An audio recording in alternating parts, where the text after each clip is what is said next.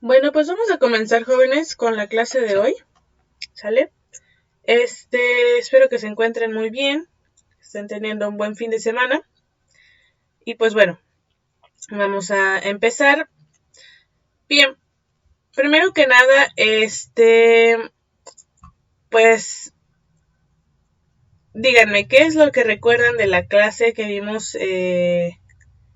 Bueno, ¿qué es lo que vimos en nuestra última clase? ¿Qué recuerdan acerca de ella?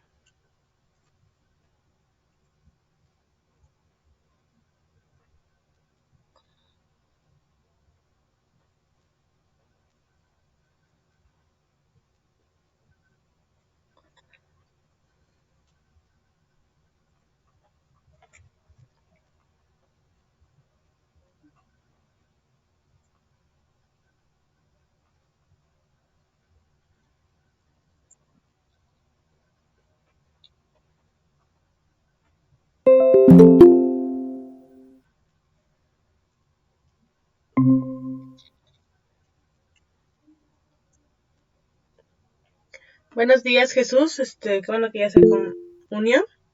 Le preguntaba a sus compañeras qué es lo que recuerdan de la última clase en la que estuvimos. Ok, ya me empezaron a contestar sus compañeras. A ver, Karina dice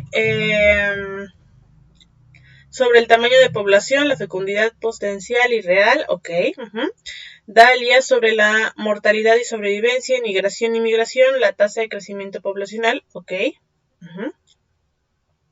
Bien. Ok.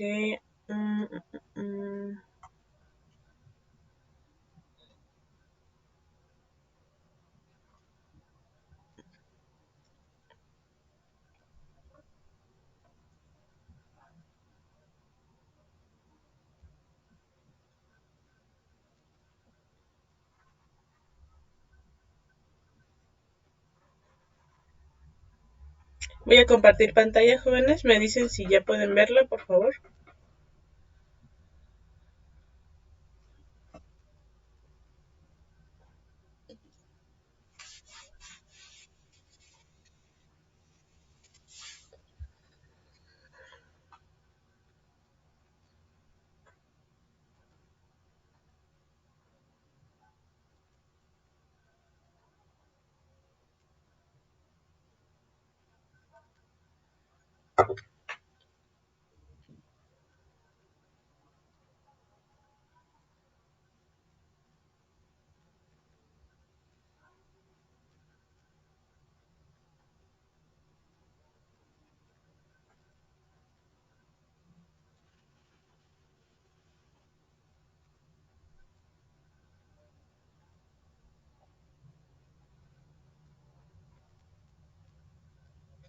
¿Ya pueden ver la pantalla compartida, jóvenes, la presentación? Ya se ve. Gracias. Bien, entonces, la clase pasada estábamos viendo lo de las propiedades emergentes. Vimos anteriormente, en esta última clase, lo de tamaño abundancia, que es el número de organismos, la densidad de los organismos, el número de organismos por área, y el patrón de distribución, que puede ser aleatorio, generalmente agregado o uniforme. Para aclarar, por favor respóndanme qué son las propiedades emergentes.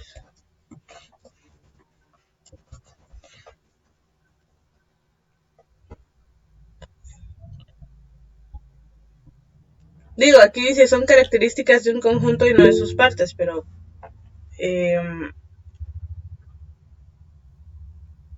adelante, no sé si alguien alzó la mano. Adelante.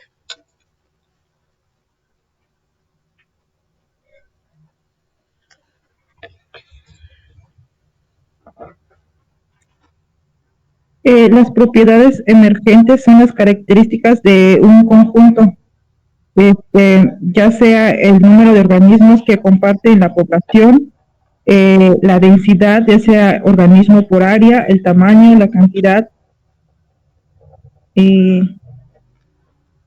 todos los factores que determinan el ambiente y todo eso.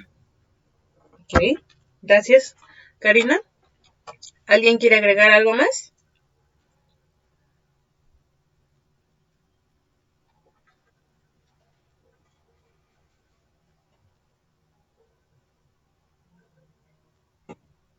Si están escribiéndolo, por favor alcen la mano acá. Si no, pues continuamos.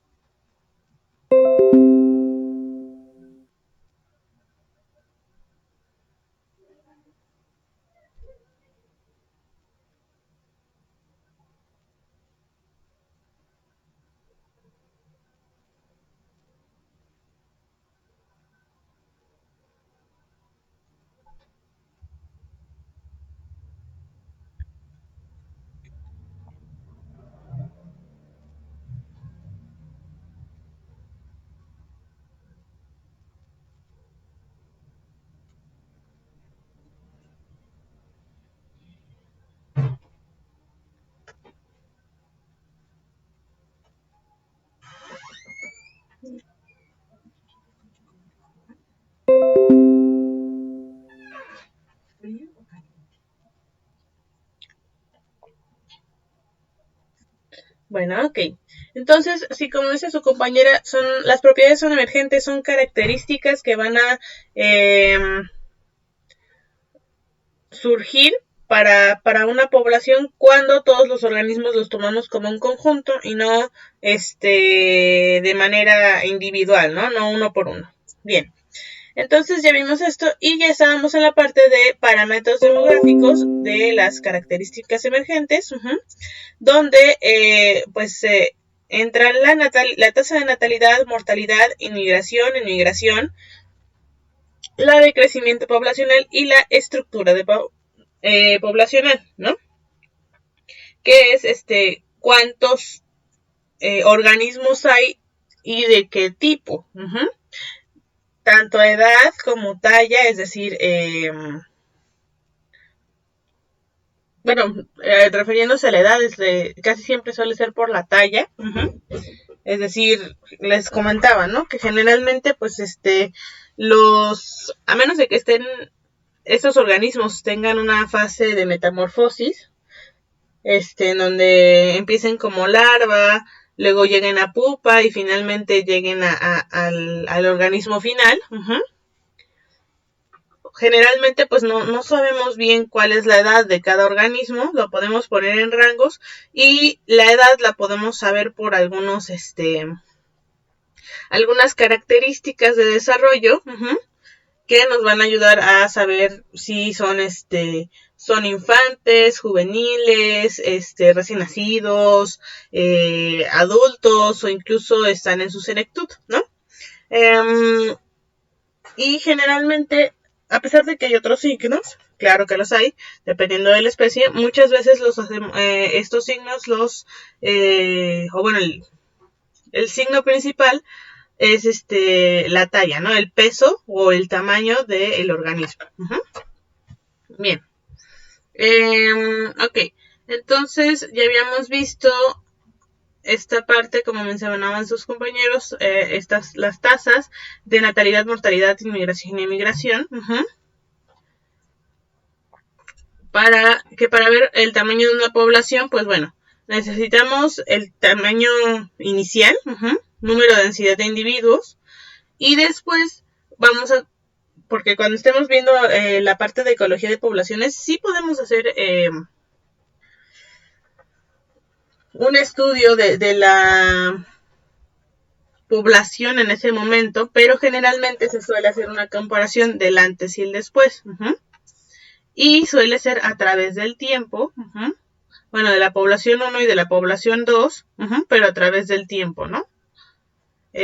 A través de un año, un mes, un día, depende del organismo, ¿no? Y entonces, este número se va a modificar por cuántos nacen, cuántos mueren, cuántos van a llegar de otra población, y cuántos van a irse a otra población. Bien, Entonces, como decían ahorita, la tasa de natalidad es la tasa de nacimientos. ¿Cuántos van a nacer por unidad de tiempo? ¿Cuántos van a nacer en un año, en un día, en un mes, etcétera, etcétera, ¿no? Y bueno, por ejemplo, aquí el león marino pues puede ser en un año o en una década. Los renacuajos lo mismo. Pero, bueno, no sé si son renacuajos o alevines, pero bueno, pero por ejemplo, en caso de las bacterias, o de los insectos, pues ya el tiempo de reproducción es mucho más rápido, ¿no? Entonces ahí por eso les comento que puede ser por mes, por hora, por día, dependiendo, ¿no? Ok. Porque bueno, la tasa de natalidad podría ser vista en tasa de reproducción, ¿no? ¿Por qué? Porque bueno, pues sí, digamos que después de una bacteria que sean dos, entre comillas podríamos decir que pues sí surge otro organismo y esto significa que nace, pero pues no tienen como tal un proceso de nacimiento como lo es pues un animal complejo o una planta, etcétera, ¿no? Pero aún así pues surge un organismo a partir de otro. Bien. Entonces, veíamos, como mencionaban, la natalidad es la consecuencia de la reproducción. Es decir, si no hay reproducción, ya sea sexual o asexual, no va a haber un nuevo organismo. Y entonces se tienen que ver dos componentes, la fertilidad y la fecundidad. La fertilidad es quienes tienen la capacidad de reproducirse, quienes pueden, y otra cosa es la fecundidad, que es el número de descendientes producidos durante cierto periodo de tiempo. Es decir, cuántos sí pueden, y luego, si sí pueden, cuántos pueden tener. Y luego está la fecundidad potencial y la fecundidad real. La potencial diríamos que pueden ser, sería solo viendo, no sé, tiempos estimados de entre que hay una cópula, hay concepción y el nacimiento del nuevo organismo, la producción del nuevo organismo, y cuánto tarda en que las hormonas o el organismo sea capaz de volver a reproducirse, ¿no? Eso sería lo potencial, ¿no? Y además el número de crías máximo que puede tener. Pero lo real es cuántos en realidad va a tener, no cuántos máximo puede tener, sino cuántos va a tener. Y además, claro, por ciclo reproductivo. Y además, si en cada ciclo reproductivo va a reproducirse, como los seres humanos, ¿no? No es que cada mes, o bueno, cada 9 meses, cada año, pues los humanos suelen tener un nuevo bebé, ¿no? Un nuevo hijo, sino que pues es más pausada la reproducción. Luego, la parte de la mortalidad, pues bueno, tenemos que es cuántos individuos mueren por unidad de tiempo, por día, por hora, por semana, por año, por década.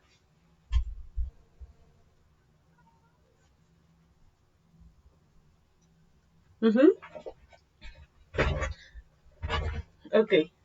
Y también tendría que saberse en qué etapa están muriendo, ¿no? Saber cuáles son las etapas más vulnerables y si estamos manejando una población, saber en qué momento nos es más necesario pues poner atención para que la población pueda seguir de manera saludable o crezca más, ¿no? Ok. Entonces, cuando hablamos de mortalidad, pues obviamente estamos también hablando de lo que es inverso a ello, que es la sobrevivencia, ¿no? Y entonces se pueden hacer dos tipos de preguntas. ¿Cuántos organismos mueren o cuántos sobreviven? Si, como les comentaba, si muere uno de 10 patos, entonces van a sobrevivir 9 de 10 patos. Y además, ¿cuántos? Y como les comentaba, ¿cuándo? ¿Cuándo mueren los organismos? ¿Mueren en alguna época del año? ¿En alguna etapa? durante algún evento de otra especie, etcétera, etcétera, ¿no? Si mueren en invierno, verano, otoño, primavera, pues nos dan indicaciones diferentes. Recordamos, como es ecología de poblaciones, estos números no nos van a decir exactamente, o estas fechas, estos estudios, no nos van a decir exactamente qué es lo que está pasando, cómo es que está interactuando exactamente la comunidad, la población con el ambiente, ¿no? Pero sí nos puede mostrar algún signo que tengamos que estudiar más a fondo para saber qué es lo que está pasando ahí. Por ejemplo, no es lo mismo que los gansos, que la mayor disminución de los organismos sea en invierno que sea en primavera, o que sea en verano. Si es en invierno, seguramente es por los fríos extremos. Si es en verano, puede ser por el calor extremo. Si es en primavera, puede ser porque es la etapa reproductiva de otros y está afectando a esta comunidad, a esta población, etcétera, ¿no? Exacto. También como la mantis muere en la etapa de reproducción de los machos. Y de hecho no todos los machos, depende de las necesidades alimenticias de la hembra. Y pues por eso también nos puede indicar que por ejemplo, si las mantis, la población de mantis que tenemos están alimentándose lo suficientemente bien, tienen la cantidad suficiente de organismos para comer y entonces reproducirse sin problema, o no. Y si los tuvieran y aún así se siguen comiendo al macho, entonces ver si esta población de mantis, esta variedad genética es más agresiva o le conviene más comerse al macho, no sé, depende, ¿no? Ok, sí, así es. Bien.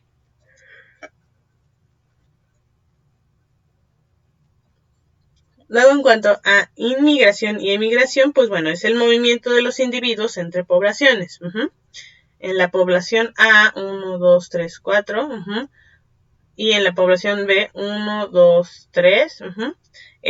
Puede pasarse para acá. Y para acá. Entonces, o estos dos para acá. Acá. Entonces, para esta población fue la inmigración fue de +1 y la inmigración fue de -2, y aquí al revés, la inmigración fue de +2 y la inmigración fue de -1. Entonces incluye migraciones periódicas, organizadas y predecibles, y procesos azarosos de dispersión. Por ejemplo, incluye cuando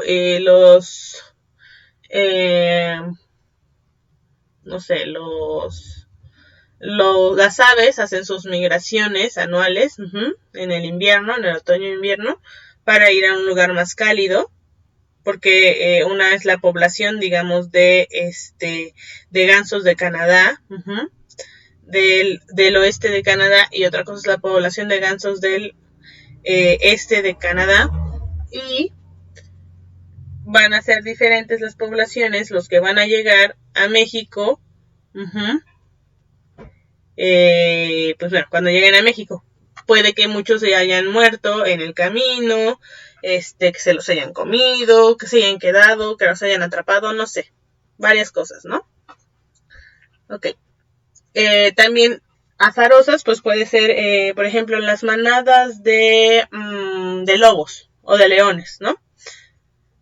De lobos muchas veces hay por eso está el dicho común de lobo solitario, porque generalmente pues se mantienen en la manada todos los individuos, pero a veces por cuestiones de territorialidad hay algún macho que tiene más testosterona, que trata de asumir el rango de alfa, etcétera, o de por sí pues no tiene una buena relación en la manada, aunque sean animales, pues ellos también necesitan llevar buenas relaciones. Entonces, si tienen una mala relación, posiblemente en algún momento lo expulsen de la manada, entonces sería algo azaroso, no es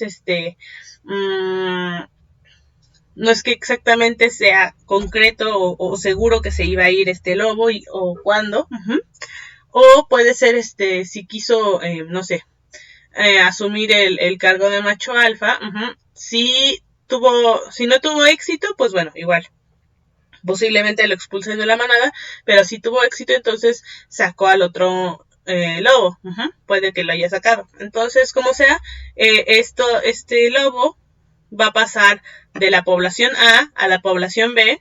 La población A son de 7 lobos, va a pasar a formar la población B, que va a ser él solito, población de un lobo, y luego puede que encuentre otra manada en donde se lleve mejor, donde sea la población C, donde eran 11 lobos, y ahora con van a ser 12 lobos, ¿no?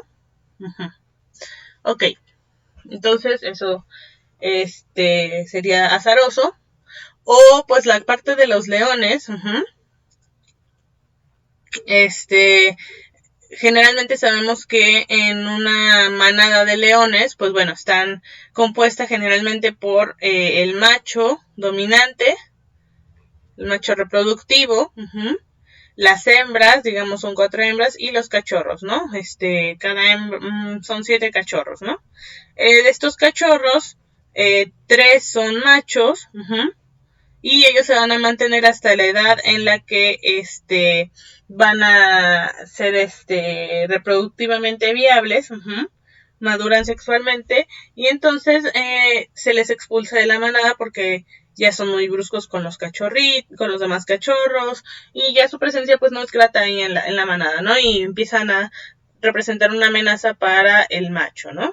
El macho dominante. Entonces los expulsan y pasamos de 12 individuos a 9 individuos, y otra de 3 individuos machos. Generalmente los machos jóvenes se van a vivir, bueno, cuando los expulsan se van juntos, hasta que encuentran pues un nuevo camino, ¿no? Generalmente pues se suele creer, ¿no? Que las manadas de leones son solo el macho y las hembras y los cachorros, pero ahora se sabe más que pues los machos a veces son 2 machos, donde hay uno dominante, pero de repente uno pues sí anda ahí de todos modos, aunque ya es un macho maduro, pues ahí anda en la manada, ¿no? Ok. O a veces cuando ya consigue uno de los machos una de los harems, cuando consigue uno de los harems, el harem de leonas, pues el otro se va, ¿no? Sí suelen pelearse por el territorio. De hecho, hay historias muy curiosas de las poblaciones de leones. ¿Por qué? Porque aunque uno pudiera creer que pues nada más quedan ahí, hay casos en los que los leones son tan agresivos, genéticamente se volvieron tan agresivos, tienen este gen de la agresividad, en la que empiezan a buscar más territorios y a matar más leones, ¿no? Y entonces esto se vuelve monogámico, bueno, se vuelve, la carga genética se vuelve nada más muy fuerte de un solo lado, hasta que pues bueno, estos leones llegan a cierta edad adulta en la que ya no pueden defender su territorio, y entonces pues bueno, ya los reemplazan otros, ¿no? O pues como humanos que están manejando las poblaciones, pues bueno, les los sacrifican, ya que puede generar un conflicto para las demás poblaciones, ¿no? ¿Qué tan bueno, qué tan perjudicial pudo haber sido esto del sacrificio de los más más agresivos? Pues bueno, eso queda a consideración. Digamos que pues la naturaleza debe de seguir su curso por un lado, Pero, pues dos cosas. Uno, de por sí las poblaciones de leones, de animales en general, ya están desequilibradas por causa humana. Y dos, si están desequilibradas, pues puede que pues extinga la especie y cause un desequilibrio en la cadena alimenticia, pero en algún momento pues se va a equilibrar. Pero eso nos va a perjudicar a nosotros los seres humanos porque dependemos de que las condiciones sean como lo son ahora para que podamos seguir existiendo. Entonces, bueno. Ok. Permítanme un segundo, ¿vamos bien hasta aquí?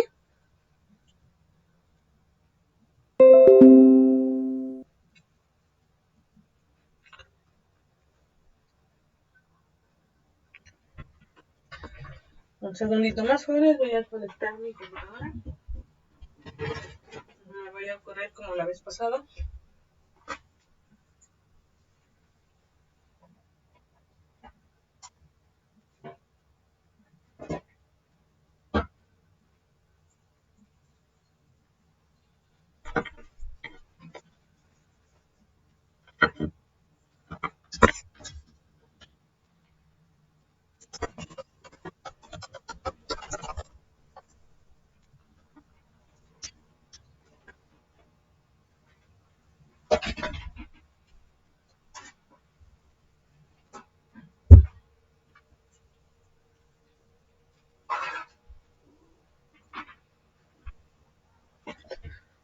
Ok, bueno. Entonces, de las propiedades emergentes ya vimos, pues bueno, que es la mortalidad, la natalidad, la inmigración y inmigración, ¿no? Ahora, pues en cuanto a las tasas, tenemos la tasa de crecimiento poblacional, es decir, como les comentaba, la tasa de cambio. ¿Cuánto va a crecer o cuánto va a disminuir? Si la población crece, va a ser una tasa, va a ser un crecimiento positivo, pero si la población disminuye, entonces se toma como un crecimiento negativo. Básicamente eso, ¿no? Y cuando vemos tasas de cambio en las poblaciones, pues vamos a... hay porcentajes de crecimiento. Es decir, a veces puede crecer más, a veces sigue creciendo, pero no crece tanto. Como vemos aquí, todo esto se encuentra en el rango de crecimiento positivo. Sigue creciendo. No se va a disminuir. Pero, aquí vemos que cada vez va creciendo menos. Ok, entonces,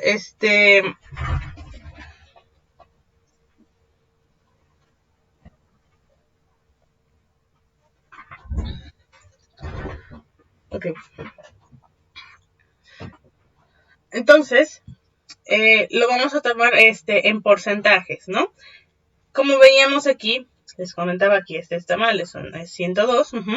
Si tenemos una tasa anual de crecimiento de 2%, si inicialmente nuestra población es de 100, el 2% de 100 es 2, ¿no?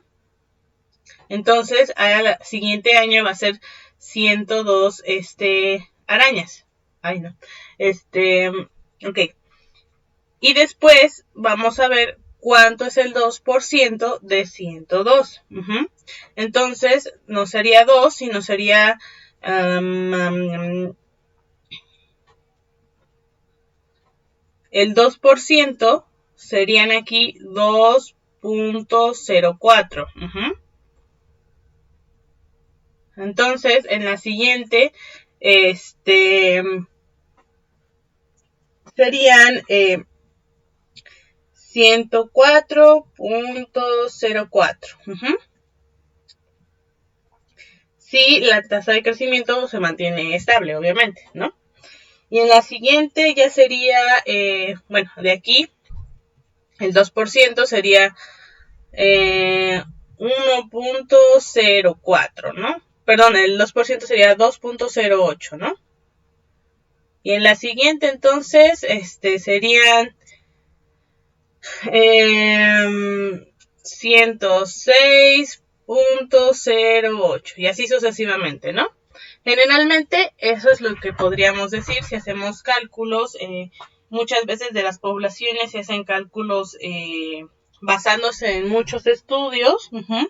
Y si nos damos cuenta que son continuos, empezamos a ver que tenemos datos suficientes para que no caigamos en un sesgo. Entonces sí podríamos tratar de predecir la población. Por ejemplo, ¿a qué me refiero con esto? Para que digamos que las arañas, estas tarántulas, ¿no? Generalmente las poblaciones crecen a un 2% de la población, es porque a lo largo de varios años, en varios experimentos de laboratorio y de campo, se han hecho estudios en donde empiezan a reproducir a las tarántulas, empiezan a ver la reproducción y van viendo que van subiendo un 2%. A veces son 10%, a veces es 1%, a veces es 0.0005%, pero entonces lo van promediando, por decirlo de algún modo. Y entonces nos damos cuenta que todo esto viene de la observación y de la experimentación. Entonces, para poder sacar una tasa anual de crecimiento estimada, tuvimos que haber hecho antes mucha observación y entonces generalmente, bueno, a lo que me refiero es que ahorita estamos diciendo que la tasa de crecimiento va primero para calcular cuánto va a ser después, pero generalmente es más bien cuánto va de una población a otra, y de ahí vemos de cuánto fue la tasa de crecimiento. Es decir, si un día tuvimos 10,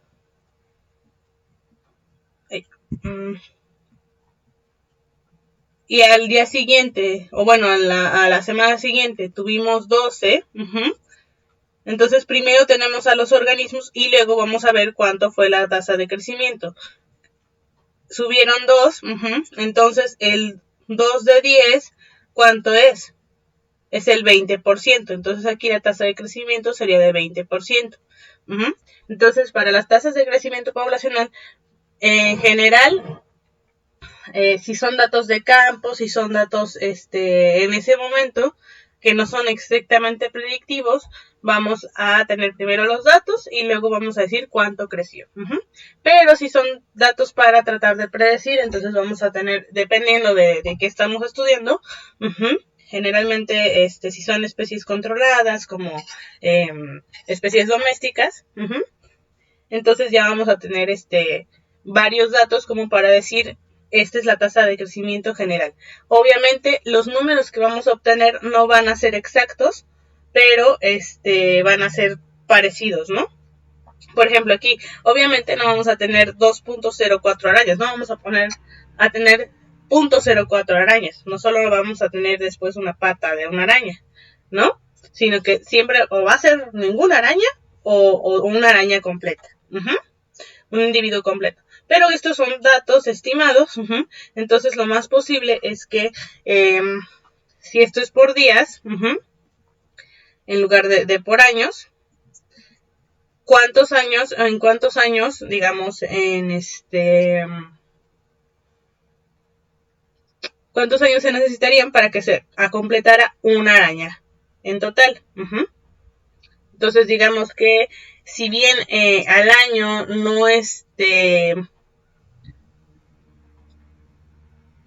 no son 3 arañas, pero tampoco son 2 arañas, eso significa que a los 10 años sí serían 3 arañas tal vez, ¿no? Pero solo a los 3 años. No sé si más o menos me explico.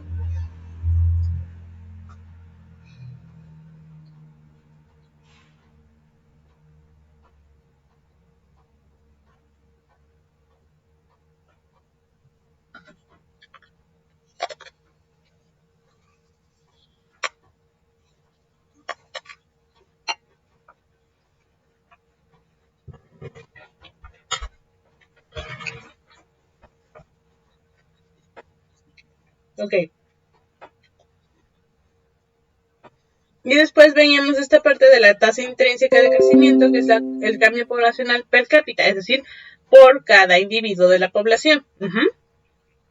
Como les comentaba, es decir, tenemos primero el dato y luego decimos cuántos están creciendo por cada individuo. Si tenemos una tasa relativa per cápita de 0.4, entonces por cada nopal tendré 0.4 nopales en el futuro. ¿Esto qué quiere decir? Que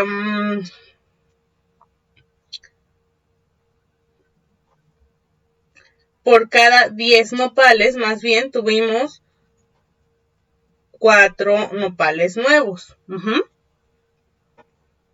Entonces, pero como necesitamos el per cápita, pues lo estuvimos dividiendo, 4 entre 10.4.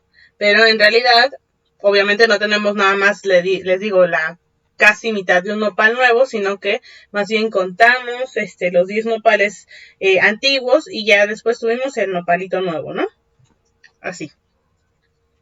Y luego vimos la estructura poblacional, la composición poblacional, cuántos hay de cada tipo, la edad y la talla, es decir, la edad o la talla, y también pues el género, ¿no? Y veíamos aquí que de 1990 al 2010 en esta población, pues bueno, primero había más niños, y después en el 2010 había, 20 años después, había menos niños. Y estos niños, de 0 a 4 años, ahora tienen de 20 a 24 años, ¿no? Por acá. Pero aún así, el amarillo es la población del 2010, 20 años después, nos damos cuenta que son muchos menos, ¿no? ¿Por qué? Porque aquí va a haber decesos seguramente, entonces, en general no debería haber más a menos de que haya una inmigración masiva, entonces, seguramente hubo una inmigración, se fueron a otros lados, tal vez sí llegaron algunos, pero la cantidad de los que se fueron, es decir, de los que fallecieron o de los que se fueron a otro lado, que pasaron a otra población, es mayor que la cantidad de los que,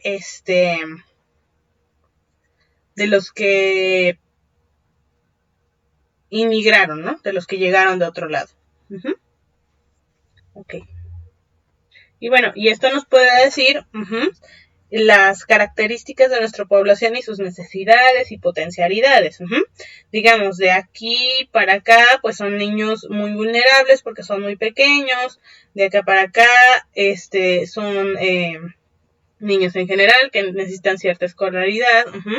Y además, de los 10 a los 14 son los preadolescentes, de 15 a 19 son adolescentes, de 20 a 24, y bueno, ya de los 20 a los 24, digamos, son adultos jóvenes que están en etapa universitaria posiblemente, o puede que no.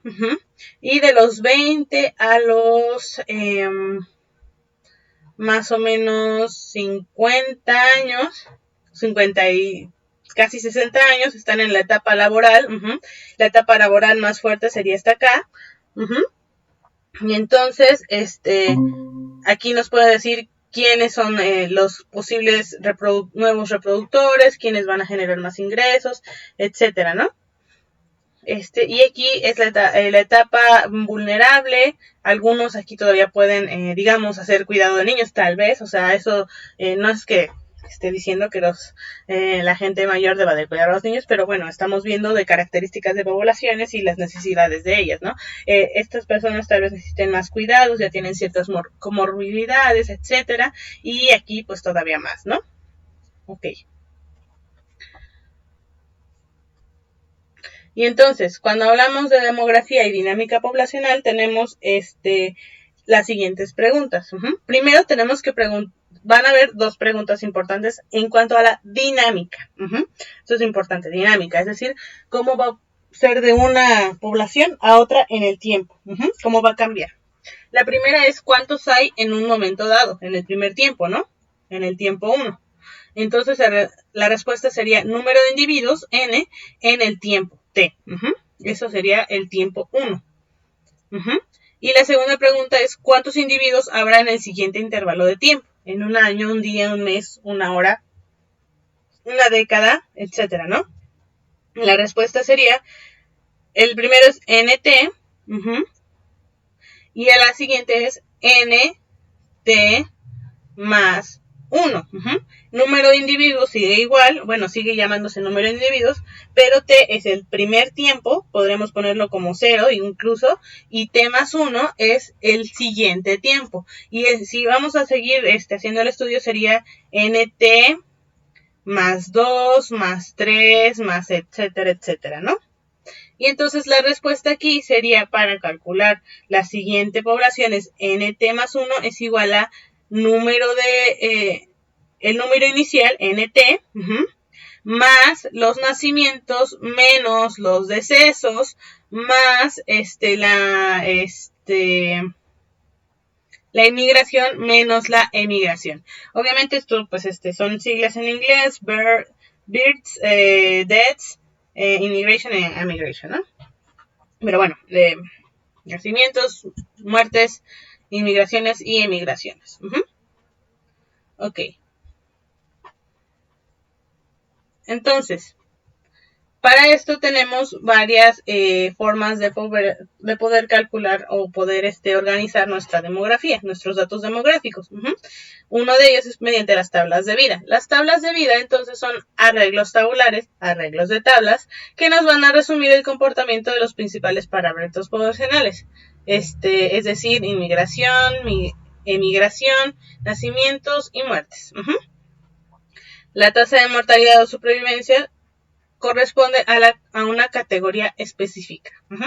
Las tablas de vida se van a basar en la columna correspondiente a N, es decir, la población original, que es el dato tomado en campo, y luego vamos a hacer los demás cálculos o vamos a tomar los nuevos datos para nuestra población. Y las demás columnas que vayamos a tener en nuestra tabla van a derivar de lo que vaya a corresponder a N. Es decir, si en nuestra tabla de N tenemos, a ver, vamos a usar aquí la herramienta de texto, ¿no? Si N en un principio es a ver, permítanme. Aquí sería etapa, ¿no? Y aquí etapa bebé, niño, adolescente, adulto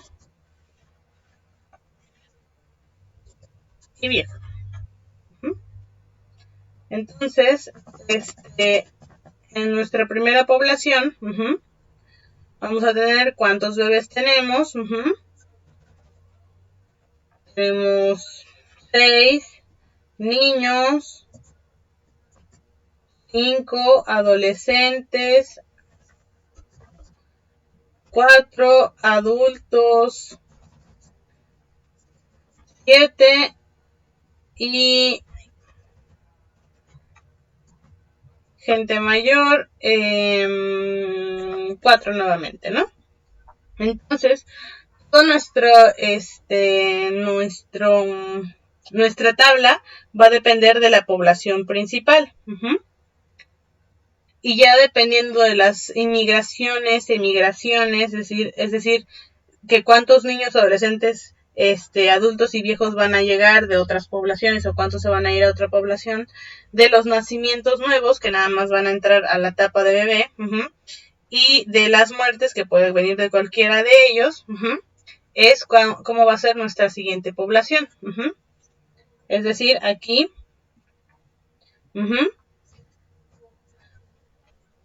N, T más 1, y entonces cuántos niños en la siguiente, cuántos bebés llegaron o nacieron, llegaron 3 y se fueron 1, y aquí llegaron 2, y aquí fueron 4, y aquí fue 1, y aquí, bueno, no, aquí digamos 6, y aquí no fue ninguno, ¿no?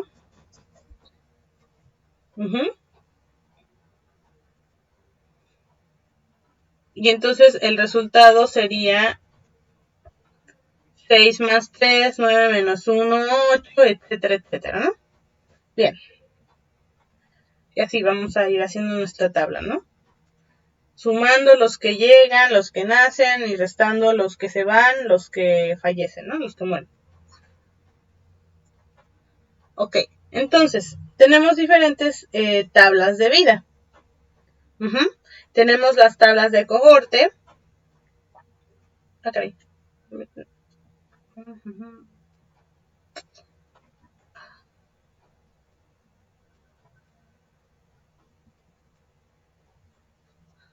Oh, permítanme un segundo.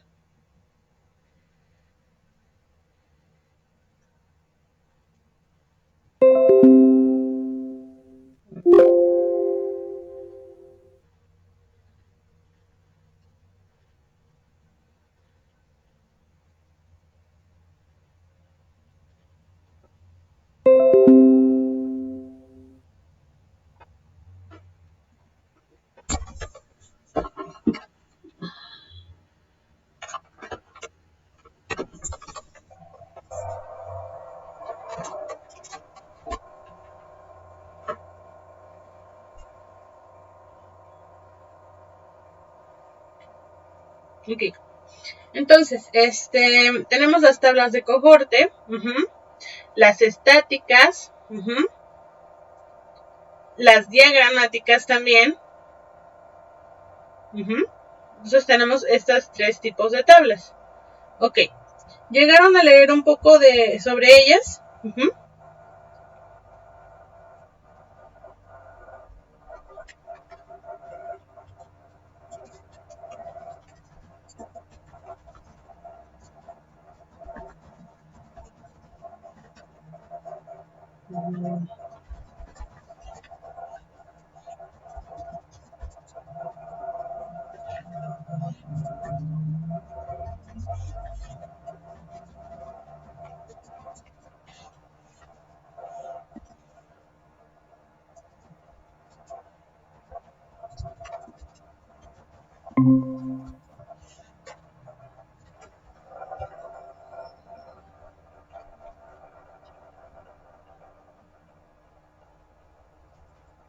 Ok, ¿quién me puede decir de qué trata una tabla de cohorte?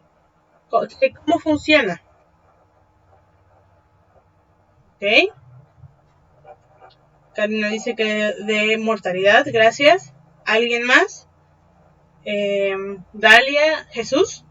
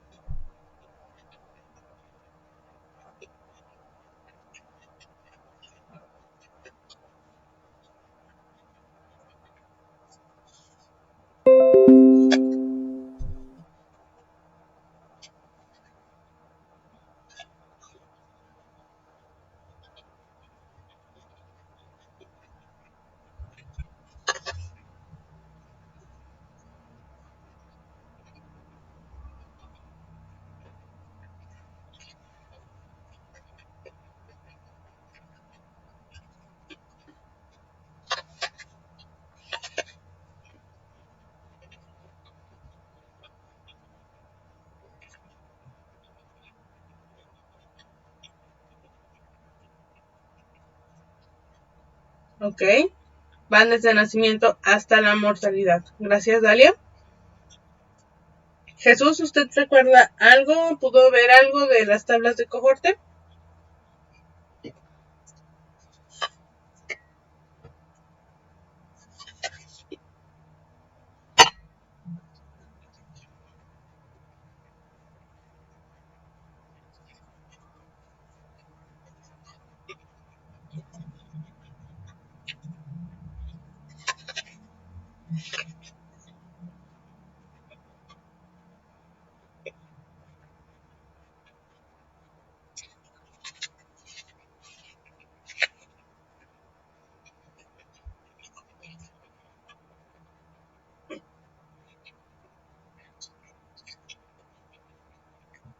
Ok, bueno. Recuerden, por favor, si van a escribir, alcen la manita para que yo sepa que van a escribir. Porque si no, pues yo voy a pensar que pues no van a contestar y continúa con la clase, ¿sale? Entonces, si van a escribir, alcen la mano, si no, lo tomo como que pues no van a responderme, ¿sale? Para pues continuar, ¿no? Porque si no, no puedo saber, si no, tienen la respuesta en ese momento o más bien están escribiendo. Ok. Bien, ahora, ¿me puede decir de qué trata una tabla estática?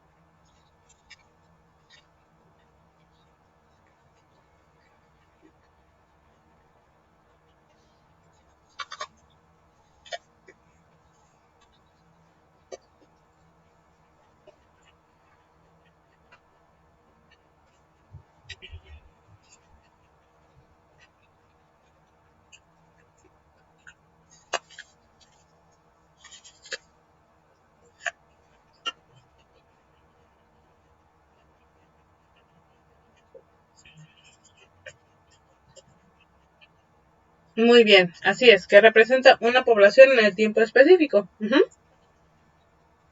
Es decir, ahora sí no lo vamos a comparar como tal, una con otra, o no vamos a usar datos estadísticos de otro lugar, sino que vamos a, o estimados, sino que va a ser una población en un tiempo específico.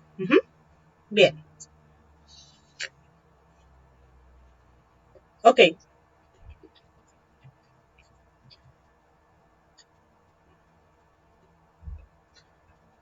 Y finalmente una tabla diagramática, ¿de qué será entonces?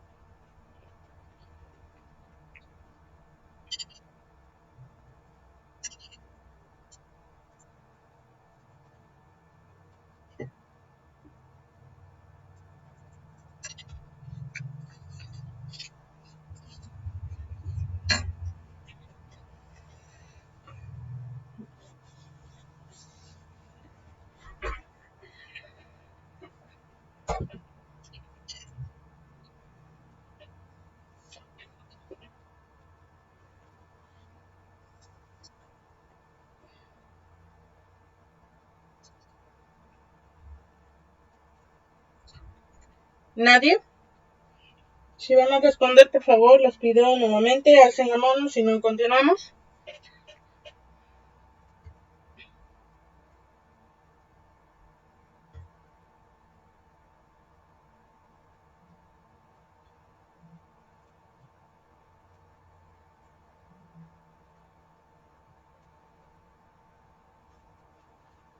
Ok, bueno.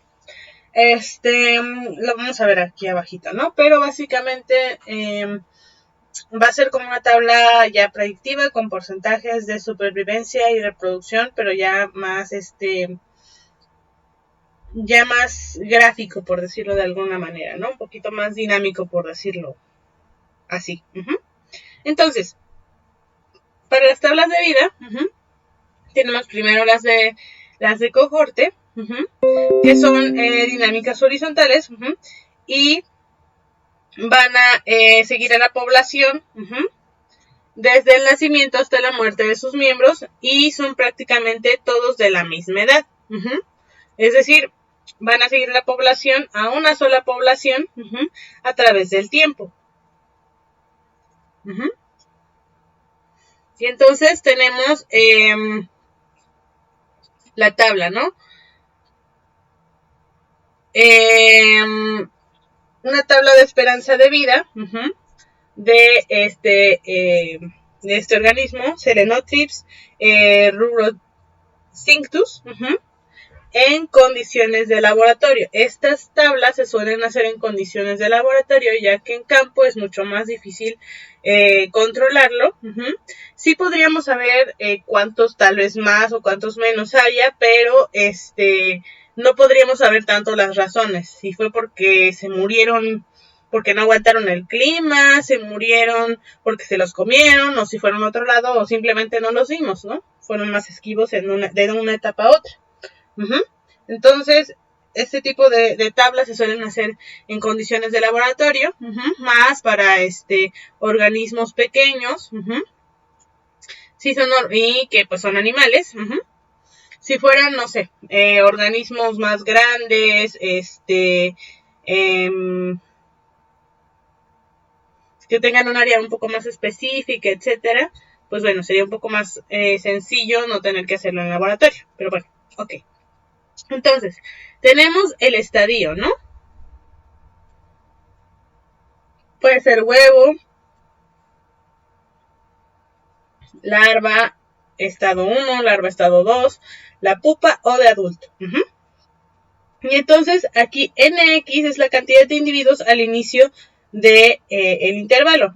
Tenemos 464 huevos, 58 larvas en estadio 1, 250 larvas en estadio 2 y 50 pupas y 0 adultos todavía, ¿no? Ok, DX es la cantidad de individuos muertos dentro de un intervalo, que va a ser X.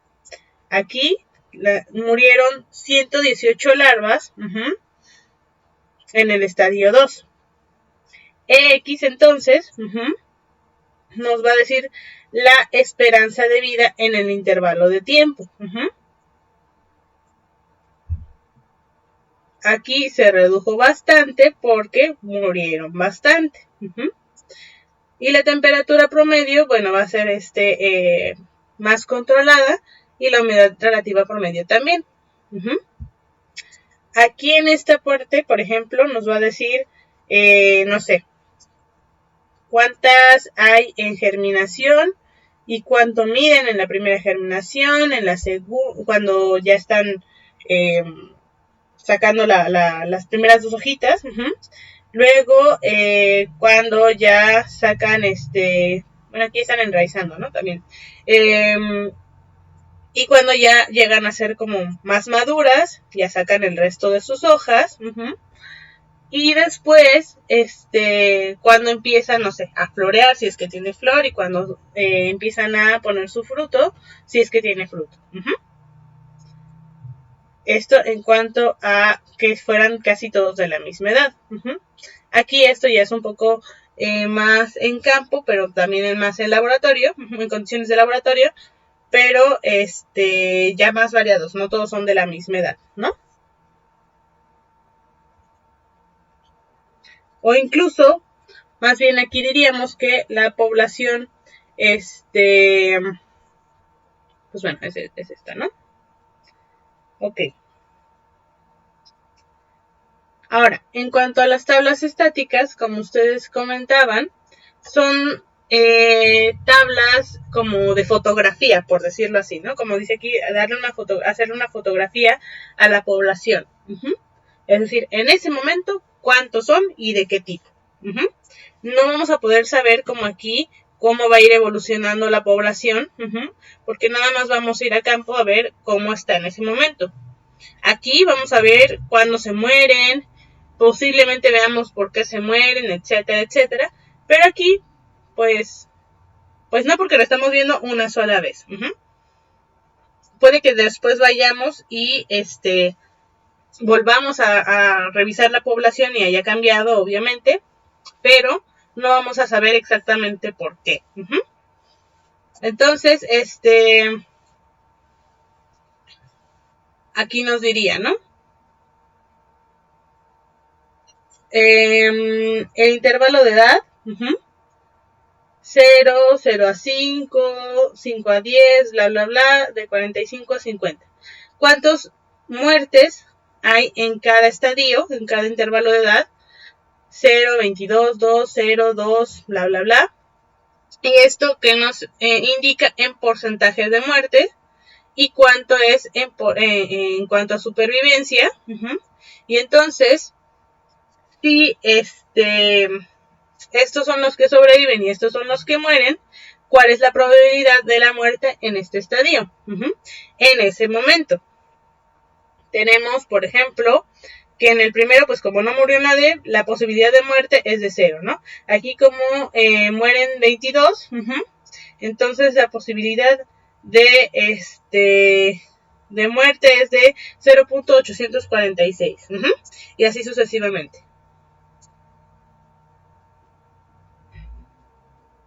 ¿Sale? Ok. Y luego tenemos la esperanza de vida, que la vamos a sacar a partir de estos datos.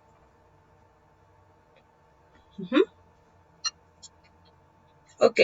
Y ahora, en cuanto a esta pregunta, antes de pasar a las tablas diagramáticas. ¿Es malo tener abuelo o no? Bueno, esto no significa que no es una pregunta de si queremos a nuestros abuelitos o no, etcétera, no.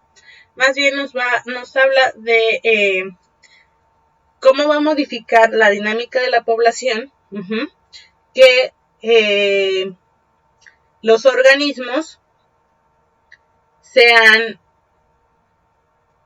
que se reproduzcan una vez y luego mueran, o se reproduzcan más de una vez.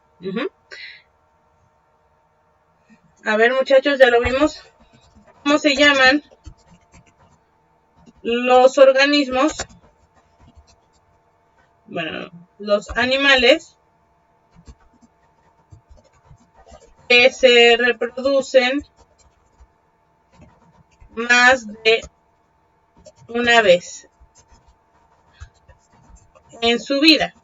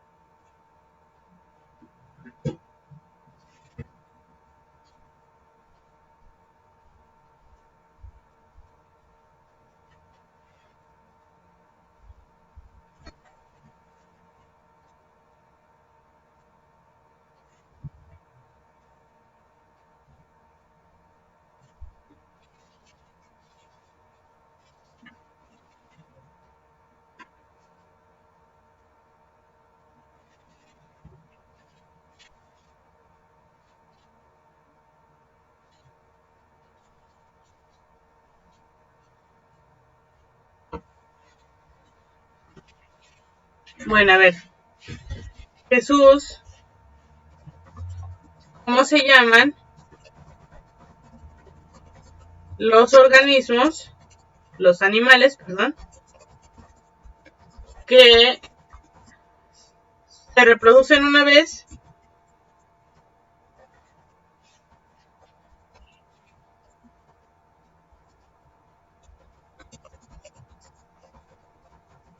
y luego mueren?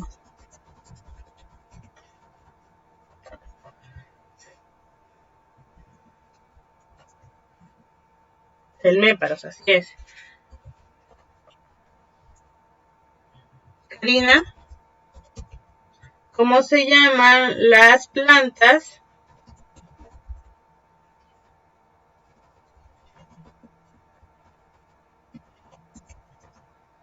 que se reproducen una sola vez y mueren.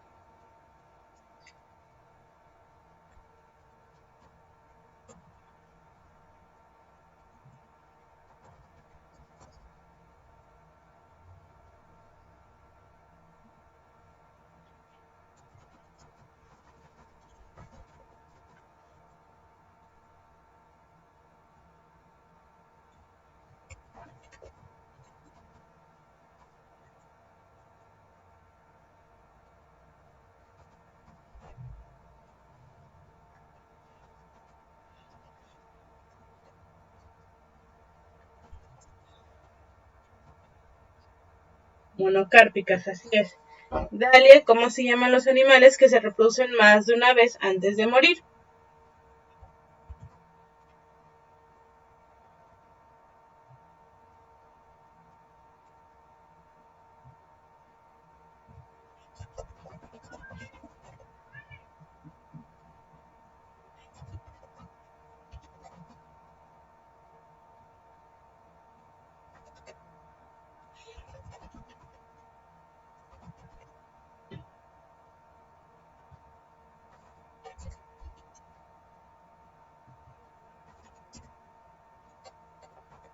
Y Jesús, ¿cómo se llaman las plantas que se reproducen más de una vez antes de morir?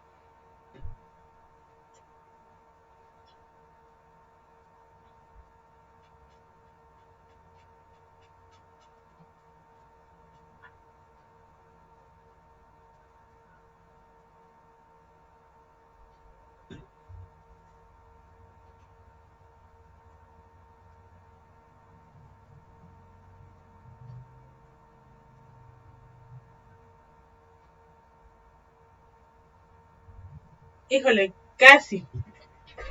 Los animales que se reproducen solo una vez son los helméparos, pero los que se reproducen más de una vez no son los helméparos, iteróparos. Los animales, en las plantas es diferente.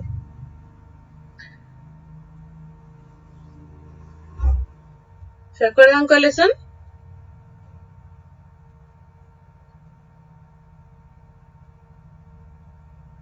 Así es. Vamos rapidísimo acá.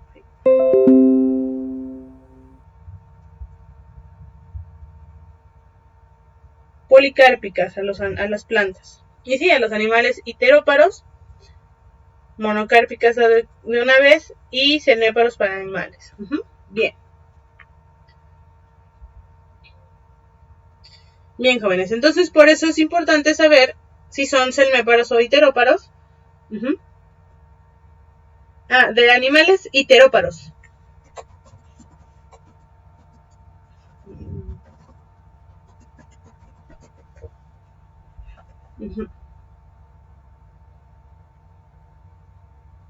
Y para plantas, policárpicas.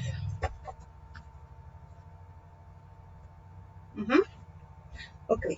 Entonces, ¿esto qué nos va a decir? Si son generaciones discretas o generaciones continuas. Las discretas no se superponen. Los progenitores mueren antes de que sus crías se reproduzcan. Es decir, seguramente se van a reproducir solamente una vez. Van a ser plantas monocárpicas o animales celméparos. O tienen celmeparidad, más que nada, ¿no? Entonces, las continuas van a ser las que sí se superponen. Entonces, hay varias generaciones que van a coexistir, bisabuelos, abuelos, padres, hijos, etc. Y entonces aquí nos va a entender que son plantas policárpicas, o animales iteróparos. Es decir, tienen su reproducción es bajo la iteroparidad, ¿no? Ok. Entonces, no es que sea malo o bueno tener abuela o no, pero sí nos va a dar cierta